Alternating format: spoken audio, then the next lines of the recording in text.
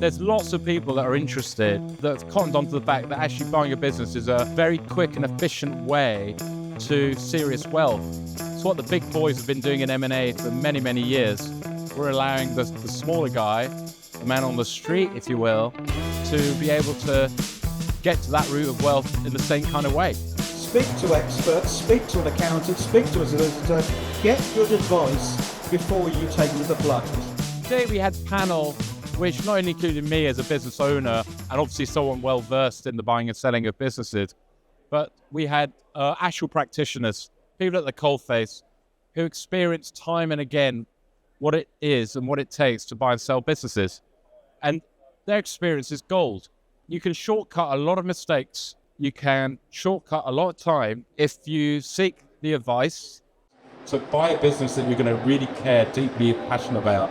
That's the impetus to get up in the morning, because you're going to need that. Because initially it might not be about the cash flow and all the things that you would expect in business, prestige, lifestyle, etc. I think what was really apparent today is that businesses for sale is a mainstream investment opportunity, more so than I can ever remember over the last 25 years. I think we've got to thank social media for that it's become a real credible investment class, becoming a route to wealth and entrepreneurship.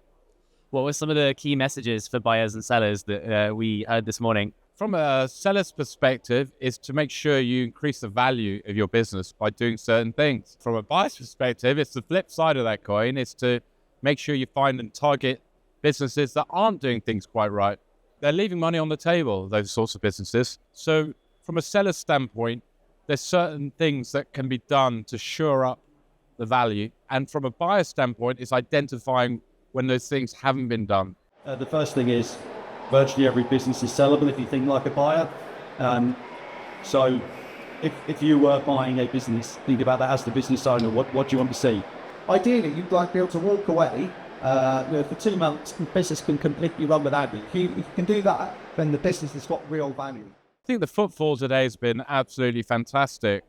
Again, better than I can ever remember it, really. It probably reflects the fact that buying a business, selling a business, it's a mainstream activity in the investment world. But if you think about it, there's good reason why. Buying a business as an alternative to, say, starting one is a shortcut. I call it a time machine. You're able to leverage the hard work, sweat, blood and tears of an existing owner who's had to probably walk through walls to make that business work. And you can come in and buy that, ready to go, be dropped in. Of course, buying it as well at a value that is really competitive to alternative investments that are out there. You know, sometimes a yield of, say, 33%, nearly 50%, depending on whether you take a multiple of 3 times or 2 times the business's cash flow. The dream then is, and the ambition, is that you as the new owner can take that business and scale it to new heights and increase the value commensurately.